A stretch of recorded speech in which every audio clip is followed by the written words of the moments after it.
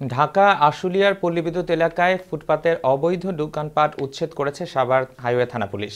এ বিষয়ে পুলিশ জানায়, দীর্ঘদিন ধরে এই মহাসড়কের একটি লেন বন্ধ করে অস্থায়ী বাজার তৈরি করেছিল একটি চক্র। এতে চরম ভোগান্তিতে পোহাতে হয়েছিল চলমানরত যানবাহন ও পথচারীদের। তাই জনমানুষের ভোগান্তি নিরসনে সড়ক থেকে তুলে দেওয়া হয়েছে অবৈধ দখলদারদের। আজ সোমবার সাভার হাইওয়ে থানা পুলিশ ইনচার্জ এর নেতৃত্বে অভিযান পরিচালিত হয়। হাইওয়ে পুলিশ জানায়, এই অভিযানে প্রায় শতাধিক অবৈধ দোকানপাট উচ্ছেদ করা হয়েছে। পর্যায়ক্রমে প্রত্যেকটি স্পটেই অভিযান চলমান থাকবে। স্থানীয়দের সহযোগিতা পেলে প্রত্যেকটি জায়গাতেই এ ধরনের অবৈধ দোকানপাট উচ্ছেদ করা সম্ভব বলেও জানান পুলিশ।